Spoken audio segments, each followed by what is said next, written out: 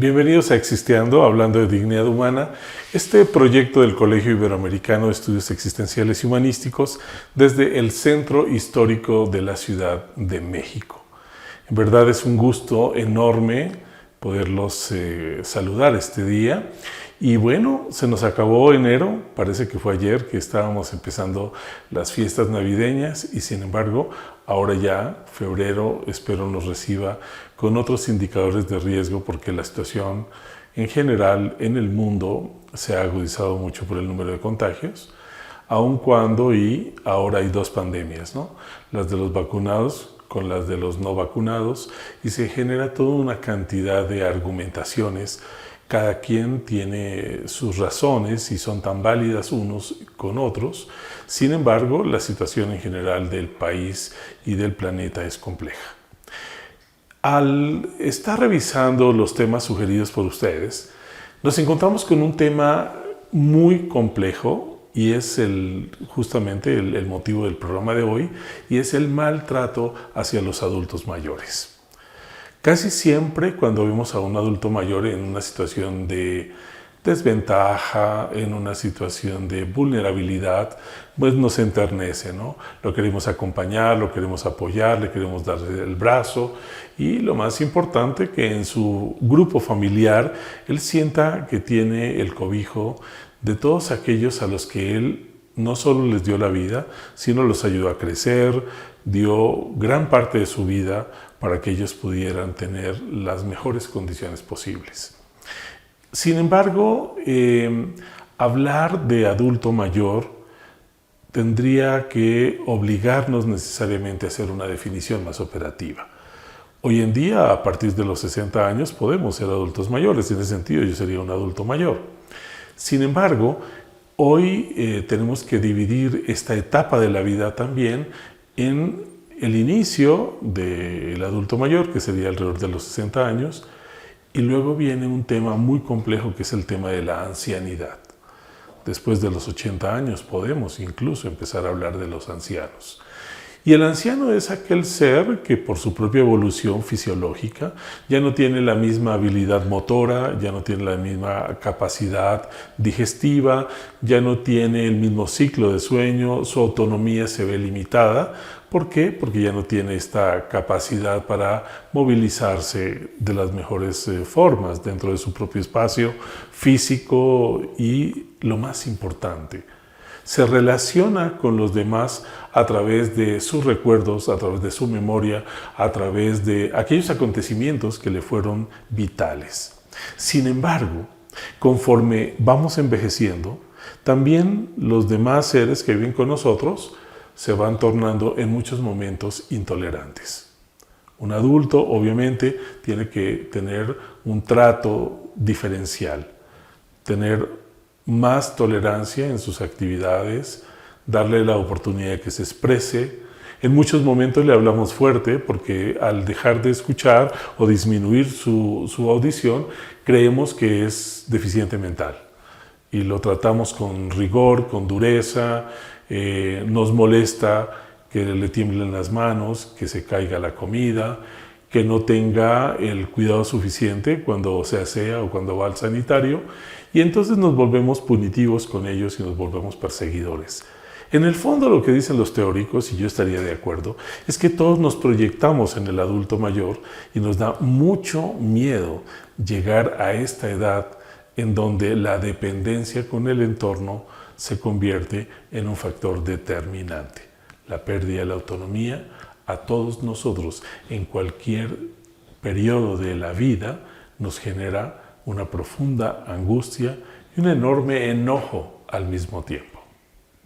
Cuando el adulto mayor empieza a referir constantemente la misma historia o tiene olvidos recurrentes, sin que necesariamente estemos hablando de demencia o de una demencia tipo Alzheimer o de un trastorno vascular.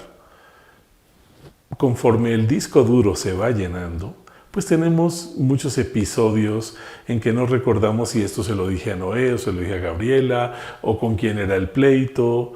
De repente actualizo emociones de hace 20 años y amanezco disgustado y el otro dice, ¿pero qué te pasó? No, pues que es que tu mamá, papá, mi mamá se murió hace 6 años. Sí, no importa que se haya muerto, pero es que ella siempre dijo que yo y entonces no me guardó las cosas donde yo le había dicho, papá, mi mamá se murió hace 6 años. Para él, ella sigue ahí, porque son elementos que no puede organizar en su psiquismo de una manera tan precisa. Entonces hay diferentes tipos de violencia. Uno de ellos es limitarles el diálogo. La persona empieza a dialogar, empieza a referir historias, empieza a traer recuerdos y uno, ay mamá, eso ya lo has dicho como 20 veces. ¿Sabes qué? Por favor, guarda silencio, ¿sí? Ya estás molestando mucho, por favor quédate calladita, ahí te encendí la tele y calladita te ves más bonita. Es una forma terrible, terrible de lesionar la integridad de la persona. Otras formas de violencia, por ejemplo. Entra uno al cuarto y dice, ¡ay, apestas! Huele a orina, huele a excremento, qué cosa tan horrible. Si la persona se pudiera quitar el pañal, asearse, seguramente que no lo pediría. Entonces, nos molesta tener que tener una actividad de esta naturaleza porque creemos que es molesto, que es indigno, que por qué tengo yo que hacerlo todo el tiempo. Ahí el tema de la compasión, el tema de la ternura, el tema del acompañamiento emocional se convierte en un factor determinante. También hay violencia económica. No hace mucho acompañé a una persona a estas oficinas del bienestar a recoger un dinero que se le da en apoyo a los adultos mayores. Hay un área para discapacidad. Entonces la señora en una silla de ruedas, el niño con parálisis cerebral, el anciano en una condición muy pero muy violenta, muy afectados motora y emocionalmente, tienen que ir personalmente porque si no, no les entregan el bienestar. Y es doloroso ver cómo los tratan.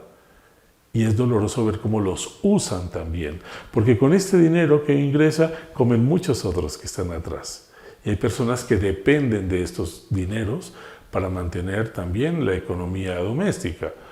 En muchos casos, por ejemplo, mujeres que fueron maestras, que nunca se casaron, que no tuvieron hijos, pero sí tuvieron muchos sobrinos, a los cuales acompañan, apoyan, les dieron incluso una carrera universitaria.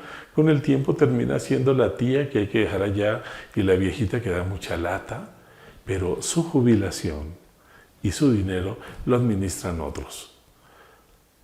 Ella ni siquiera tiene la oportunidad de saber cuánto le está llegando, cuánto dinero está invirtiendo la familia en su cuidado, en su manutención.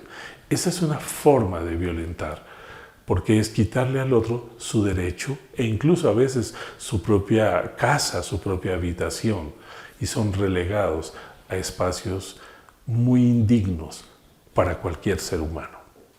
Se ha observado que algunos indicadores de riesgo pueden estar ante nuestros ojos y no somos capaces de observarlos. Por ejemplo, está dejando de comer un adulto mayor. ¿Por qué? Es que no come bien. Va uno y toca la comida y está fría. ¿A quién se le antoja un caldo frío? ¿A quién se le antoja un arroz frío? Ay, mamá, pues es que ahí te lo dejé. Es que se eterniza. No, espérame. No sabemos si puede masticar. No sabemos si puede tragar el alimento.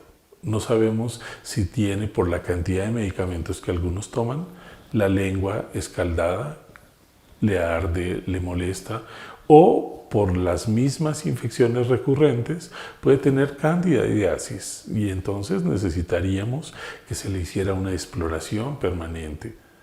La geriatría es muy clara en eso, ¿no?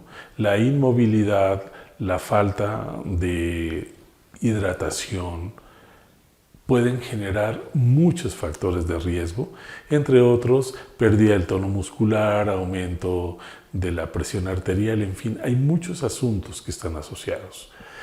Un indicador muy importante de maltrato es la mirada, porque a veces llega otra hermana, otro sobrino, otro hijo y mamita, ¿cómo estás? ¿Cómo te va? Y empieza a buscarnos la mirada para que el otro no se dé cuenta. Y pasa el cuidador. Pues dile cómo estás. Dile que contigo ahora ya es una peleadera todos los días. Que porque el agua está fría, que porque el agua está caliente, que porque la comida está salada, que porque la comida le hace falta cosas. Y la mirada de angustia de la otra persona tratando de decirnos, hijo, por favor no te vayas, quiero hablar contigo a solas. Es que fíjate que a la hora que me baña, tu hermana se molesta porque me da frío, porque no me quiero destapar y me ha llegado a golpear. Pone la toalla y me golpea para que no me queden marcas. Algunos adultos incluso los dejan desnudos ahí, bajo el chorro del agua, y han tenido neumonía. Y uno dice, pero si ayer yo lo dejé bien. Nos parece como de película de terror. Sin embargo, es muy frecuente que estos indicadores de riesgo nosotros no los podemos leer porque no daría crédito a que uno de mis hermanos o mis sobrinos o los propios cuidadores a los que les pagamos pudieran tener estas acciones tan miserables con otro ser humano. Hay algo que es muy complicado. Y es triste tocarlo, pero es necesario. Hay adultos mayores, hombres y mujeres, que son violados por los cuidadores, físicamente. Y los tienen amenazados, donde no pueden decir absolutamente nada, porque entonces van a decir que están alucinando y que ellos no son dañinos para esta persona.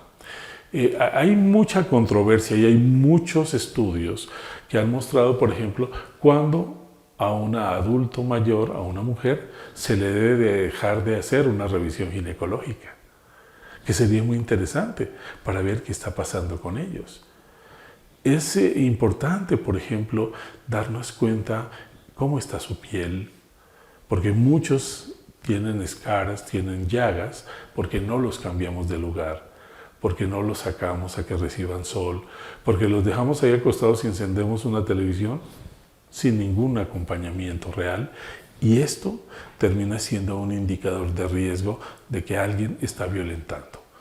Es importante también en estos casos poder incluso averiguar a través de abogados especialistas si reconocemos que algún tío, que algún primo, que algún adulto mayor está siendo maltratado, porque lamentablemente en estos casos la literatura ha demostrado que aproximadamente el 70% del maltrato proviene de los familiares directos, hijos, nietos o sobrinos.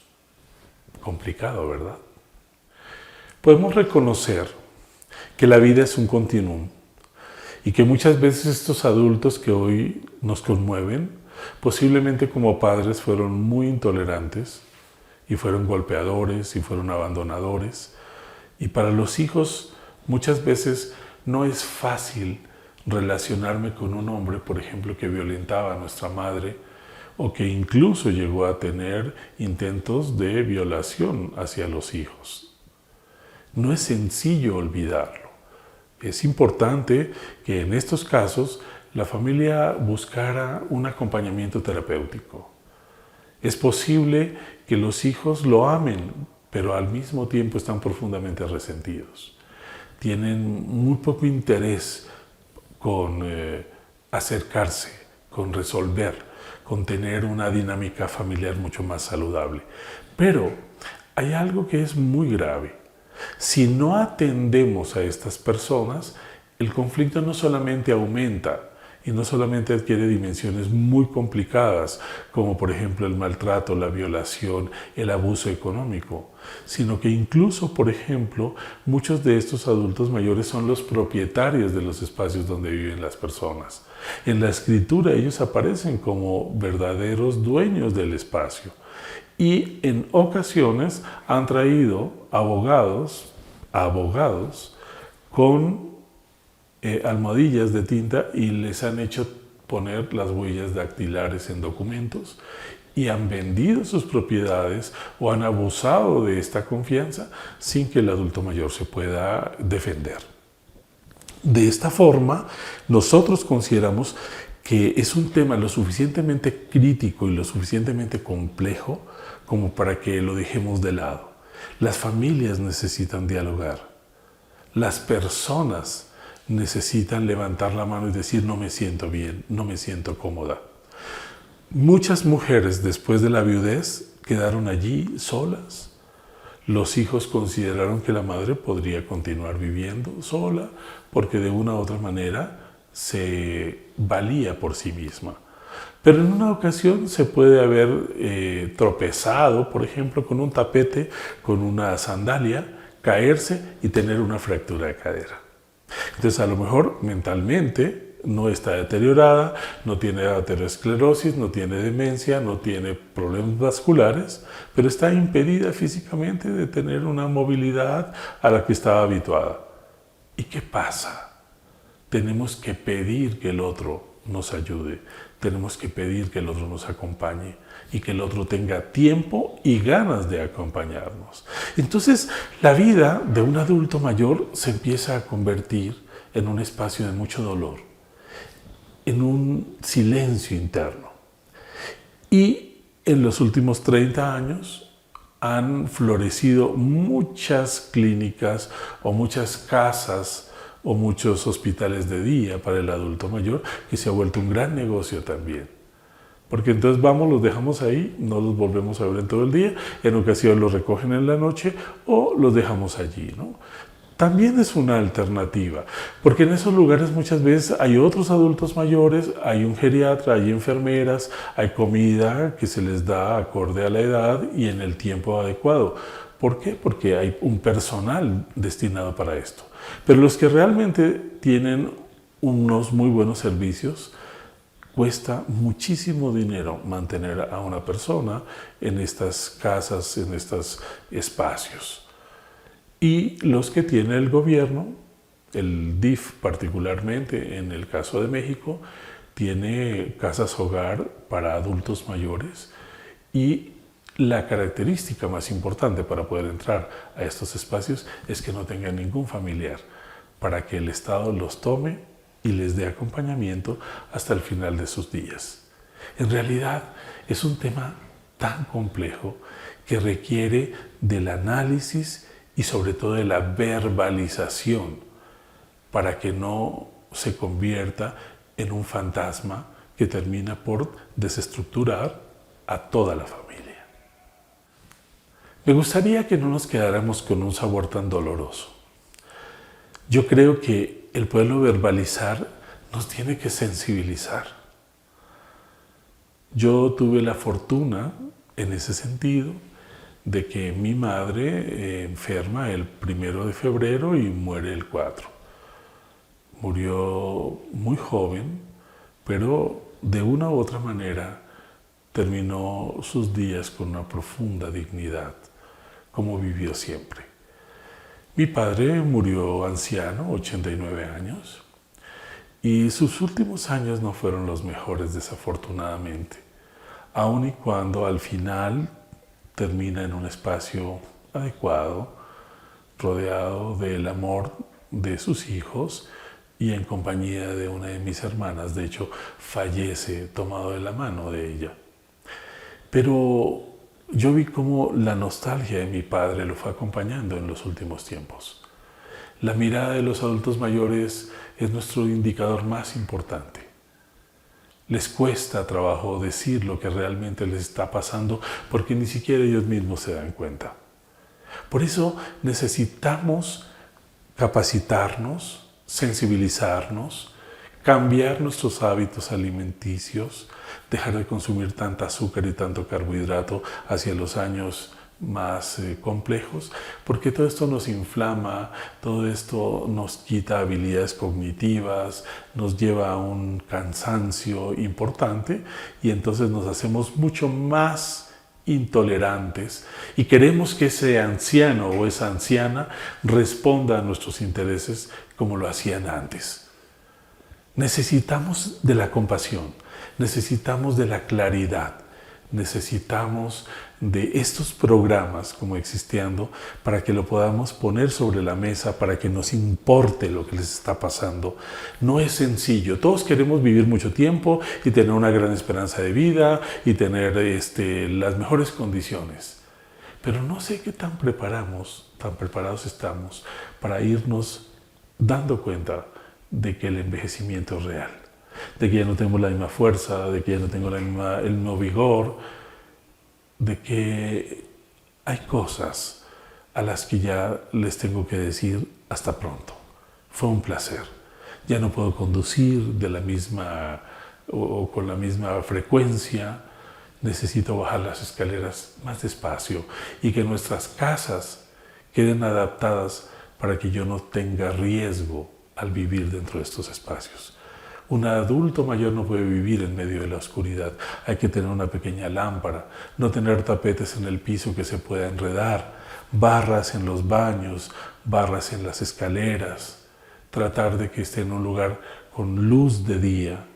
¿Por qué? Porque sus huesos cada vez serán más frágiles. Y hay personas que dicen, mi mamá se cayó y se fracturó la pelvis. Yo les diría, mi mamá tiene osteoporosis, se fracturó y se cayó.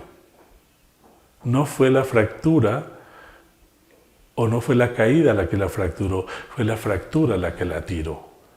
Y son cosas que nos pasan.